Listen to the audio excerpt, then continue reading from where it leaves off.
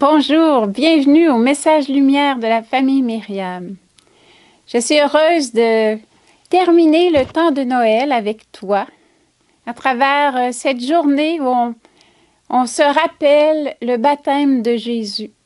Alors, à travers cet événement, Jésus va entrer dans sa vie publique. Et en priant la parole, je t'invite à relire aujourd'hui Matthieu 3, 13 à 17, qui nous rappelle l'événement du baptême de Jésus qu'il a reçu par Jean-Baptiste. Jésus commence sa vie publique par un acte d'humilité, parce que Jean donnait un baptême de conversion pour préparer les cœurs à la venue du Messie.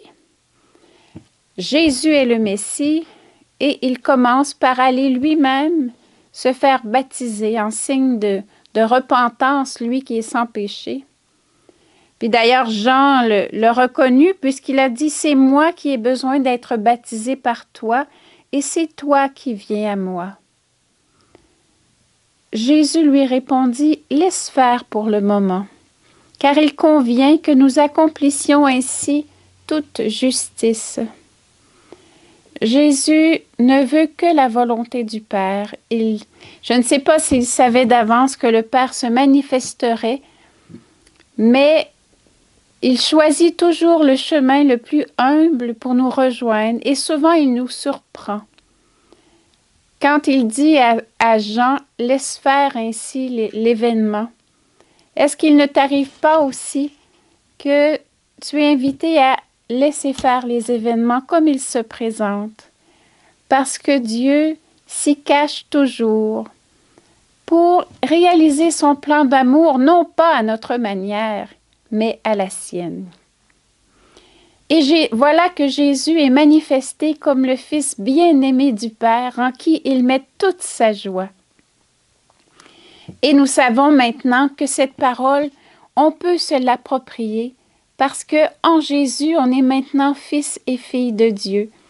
Par notre propre baptême, on peut accueillir la voix du Père qui dit « De toi, de moi, de chacun, celui-ci est mon fils, ma fille bien-aimée, en qui je trouve ma joie. » Il est bon de se la rappeler chaque jour, parce que l'amour du Père, c'est vraiment notre source, notre moteur,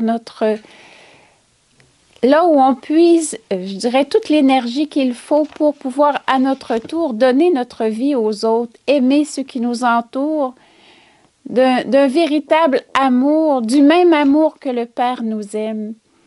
Ces temps-ci, je médite beaucoup la parole aussi de Saint Jean chapitre 15, quand Jésus dit « Comme le Père m'a aimé, moi aussi je vous ai aimé. Demeurez en mon amour. » Il nous invite à demeurer dans cet amour qui est comme une source en nous, une source d'eau jaillissant en vie éternelle. Et durant ce temps des fêtes, comme famille, on a beaucoup chanté le Père. Noël, c'est la saison du Père, chantait Sœur Jeanne. Et on s'est émerveillé de cette vie d'enfant de Dieu qui nous permet d'être famille, de célébrer ensemble.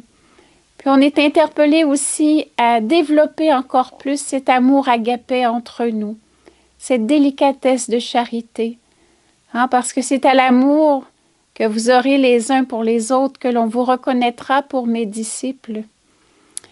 Et Jésus veut qu'on vive de cet amour. C'est ce qui donne, je dirais, la saveur à nos journées ordinaires.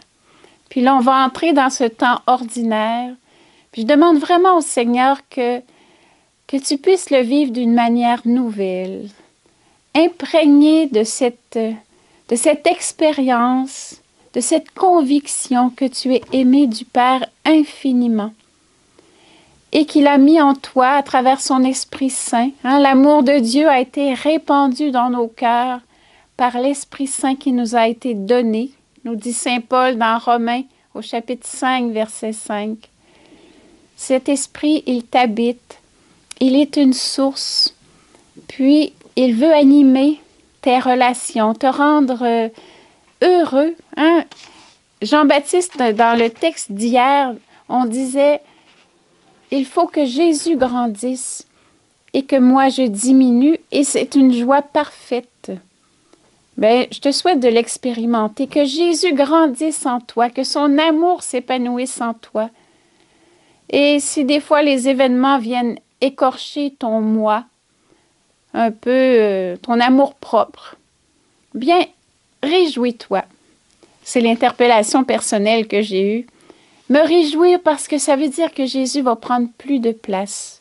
Je vais être plus dégagée de moi-même, mais plutôt portée à me tourner vers les autres, à chercher à rendre les autres heureux. Voilà le fruit de notre baptême qui s'épanouit, et c'est ce que je te souhaite, d'une façon spéciale pour ce temps ordinaire qu'on entreprend demain. Et Seigneur, je te remercie de bénir mon frère, ma sœur qui écoute.